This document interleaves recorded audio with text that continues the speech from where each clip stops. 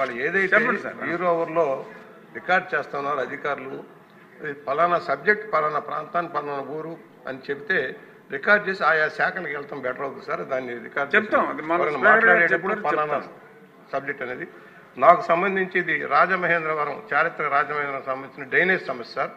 గోదావరి కాలుష్యానికి సంబంధించిన ప్రధానమైన సమస్య. దశాబ్దాల చరిత్ర కలిగిన ఈ రాజమహేంద్రవరంలో ఒక మురుగునీటి పారుదల వ్యవస్థ అస్తవ్యస్తంగా ఉంది సార్. ఎప్పుడో ఏనాడో బ్రిటిష్ వారు కట్టిన కాటన్ గారు ఆనకట్ట కట్టిన సందర్భంలో ఏర్పాటు చేసిన డ్రైనేజ్ వ్యవస్థ ఉంది. ఎందుకంటే గోదావరి నది వరదల్లో ఉన్నప్పుడు పై భాగంలో ఉంటుంది, నగరం కింద భాగంలో ఉంటుంది సార్. వర్షాలు కురిసినప్పుడు ఈ నీరు వెళ్ళవు. ఏదంటే ఆవా ఛానల్ నల్లా ఛానల్ 2 ఛానల్స్ ద్వారా ఈ నీరంతా గోదావరిలోకి వెళ్ళిపోతుంది సార్. ఏదైతే ఇప్పుడు నగరం పెరిగింది 6 లక్షల జనాభా సంవత్సరం మురుగు 80 MLD నీరు వస్తుంది సార్. మురుగు నీరు ఇదంతా నా నియోజకవర్గంలోకి వస్తుంది సార్. వచ్చి ధవళేశ్వరం దగ్గర సాయిబాబా గుడి దగ్గర గోదావరి ఈస్టర్న్ డెల్టా కెనాల్లో కలిసిపోతుంది సార్. శుద్ధి చేయకుండా 80 MLDలో ఒక 30 MLD ప్లాంట్ ఉండేది, అది పనిచేయడంలా. ఇప్పుడు MLD నిర్మాణంలో ఉంటే అది గత ప్రభుత్వం నిర్వాహకం వల్ల ఇప్పటికీ పూర్తి కాల. డైరెక్ట్గా ఏదైతే వాడేసిన మురుగు నీరు అంతా కూడా ఈస్టర్న్ డెల్టాలో కలుస్తుంది సార్. మొత్తం కూడా అనేక నియోజకవర్గాలకు సంబంధించిన సమస్య. ఇవాళ ఈ సమస్య పరిష్కారం కోసం ఒక 10 MLD ప్లాంట్ పెట్టాలని ప్రయత్నం చేశాను సార్. ఇరిగేషన్ వారు అడ్డుకున్నారు సార్. ఏదైతే గోదావరి నీరు కాలువలో నీరు కాలుష్యం అవుతుంటే తప్పించడం కోసం చేసే ఒక 10 MLD ప్లాంట్ ఆపేశారు వాళ్ళ భూమి అని చెప్పి. ఒక పక్క కబ్జా జరుగుతుంది, ఇరిగేషన్ ల్యాండ్స్ అన్ని కబ్జా అయిపోతున్నాయి. కానీ ప్రభుత్వానికి సంబంధించిన కార్యక్రమానికి అడ్డుకున్నారు సార్. ఇవాళ మేము అడిగేది ఏంటంటే ఈ 50 MLD ప్లాంట్ సత్వరమే పూర్తి చేయాలి. రాబోయే పుష్కరాలకు కోట్లాది మంది జనం వస్తారు సార్. వర్షాకాలం వస్తుంది, ఆగస్టులో వర్షాలు ఉంటాయి సార్.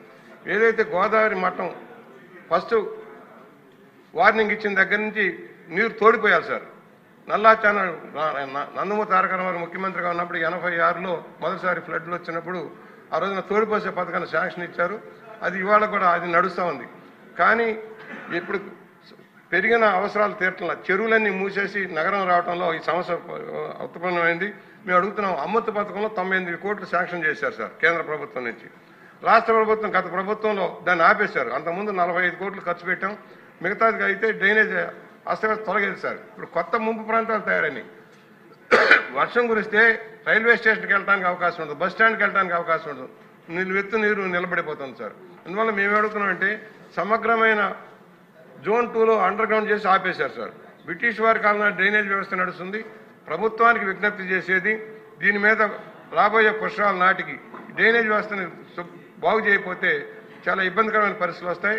కనుకనే నేను చెప్పాను, ఇవాళ ఏదైతే కేంద్రం గంగా కాలుష్య నివారణకి కేంద్రం భారీగా నిధులు ఇచ్చింది, అంతటి భారీ నది అయిన గోదావరి కాలుష్య నివారణకు కూడా నిధులు కోరి కేంద్ర రాష్ట్ర ప్రభుత్వాల భాగస్వామ్యంతో ఈ కార్యక్రమాన్ని పూర్తి చేయించవలసిందిగా నేను విజ్ఞప్తి చేస్తున్నాను సార్.